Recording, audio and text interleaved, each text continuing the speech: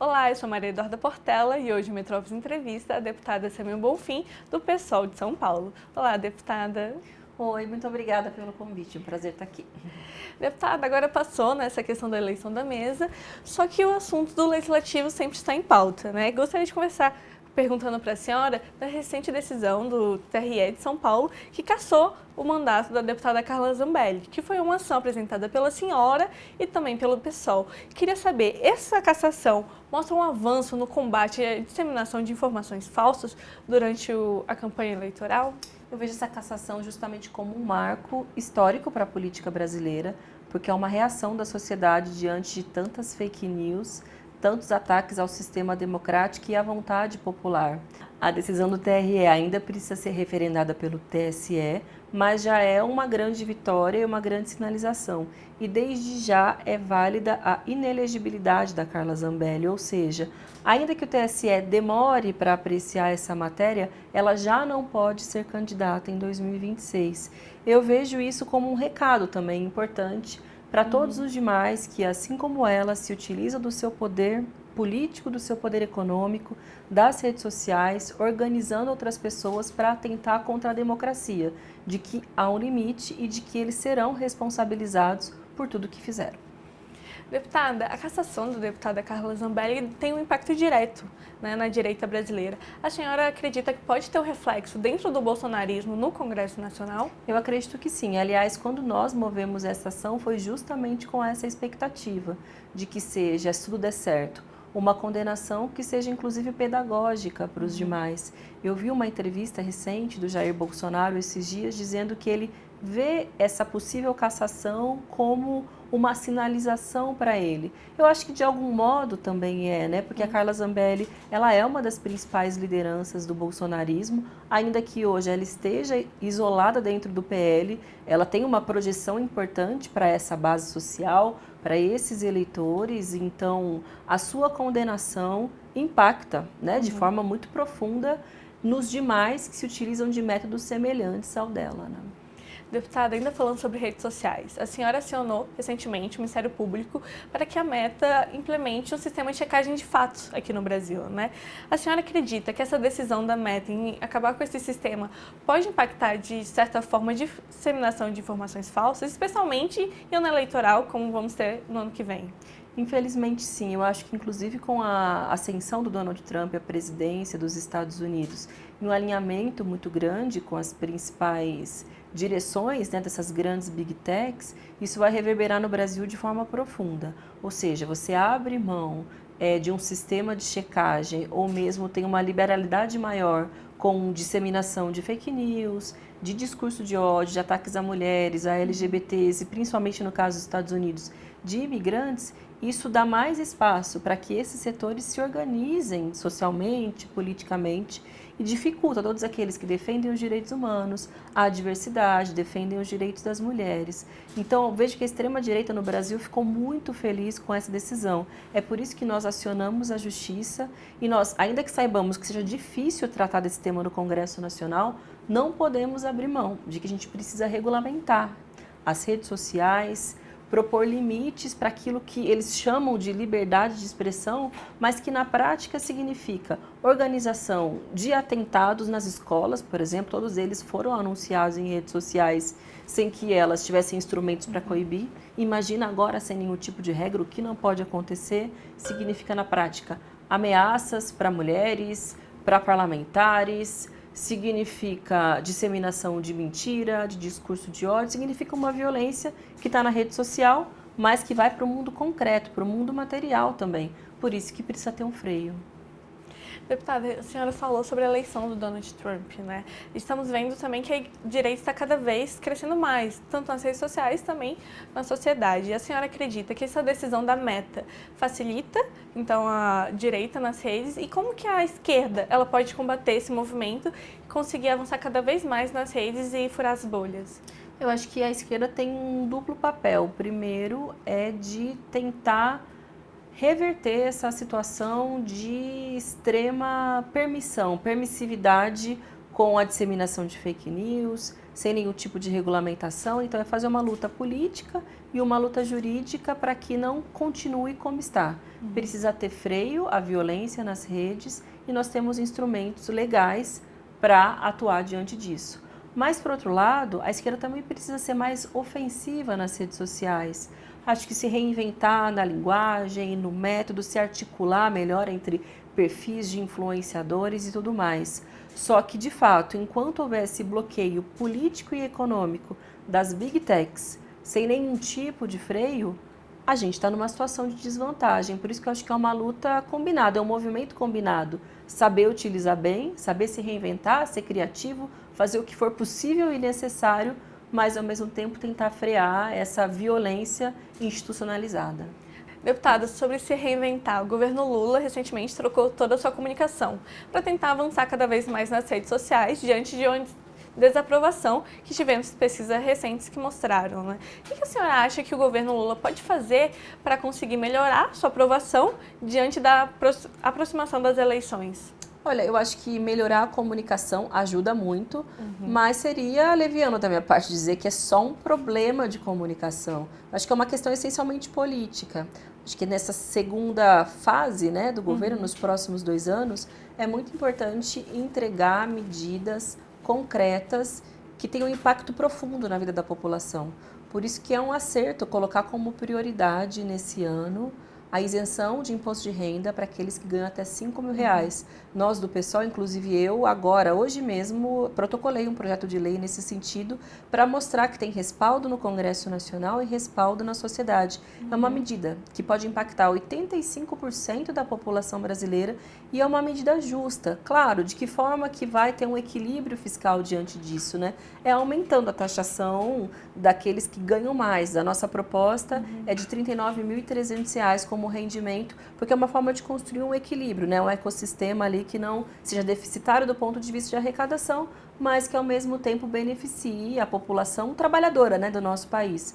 Mas para além disso, o tema dos alimentos, é óbvio, isso impacta mesmo. Eu fui no mercado ontem, enfim, itens básicos de consumo estão um preço bastante elevado.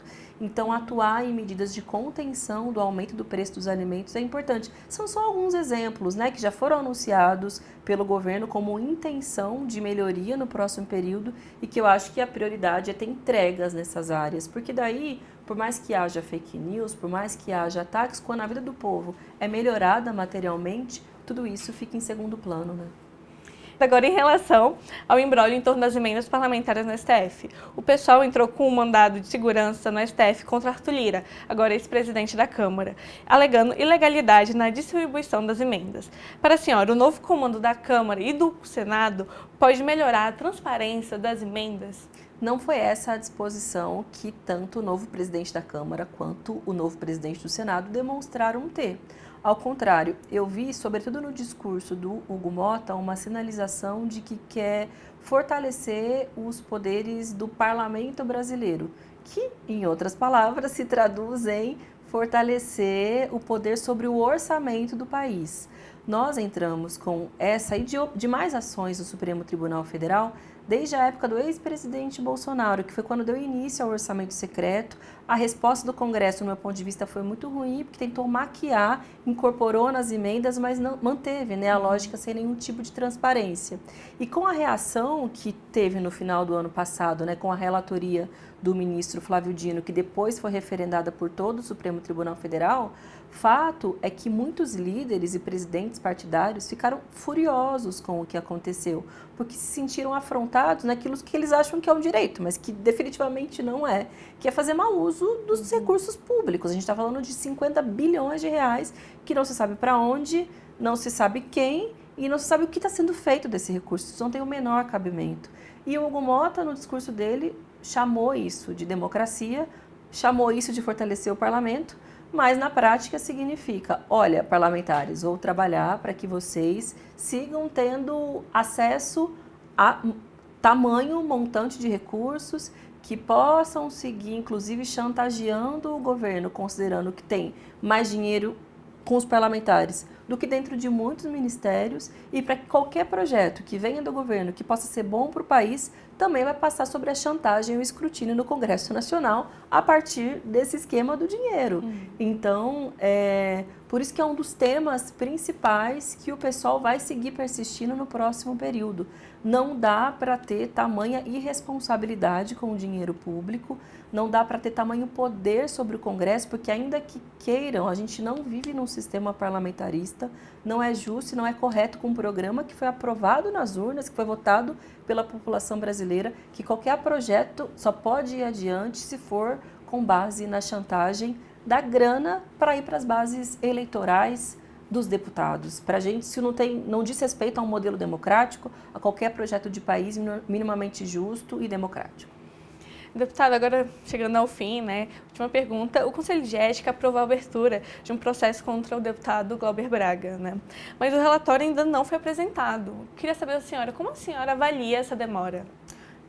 Para mim foi muito grave a abertura desse processo. A gente tem uma série de casos grotescos, escabrosos de deputados que fizeram coisas horríveis, desde empunhar uma arma contra o cidadão em plena dia de eleição, até um deputado que espancou a sua namorada. Isso foi noticiado na televisão e nada aconteceu.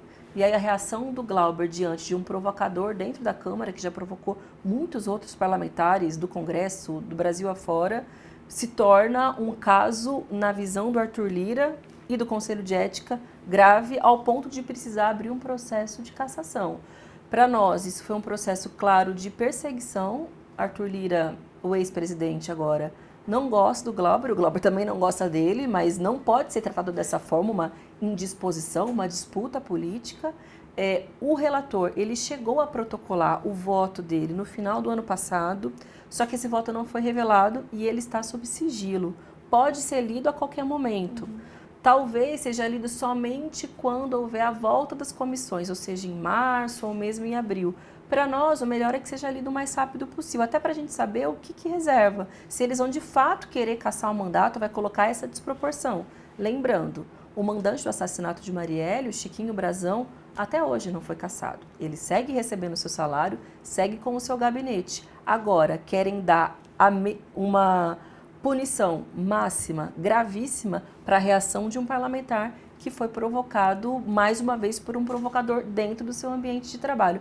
Isso mostra muito do que se trata o perfil do agora ex-presidente Arthur Lira e até onde vai a sanha por perseguir adversários políticos. A senhora falou da Marielle, né, do Chiquinho Brazão. O que a senhora acha que está por trás da demora para a votação da cassação do Chiquinho Brazão na Câmara?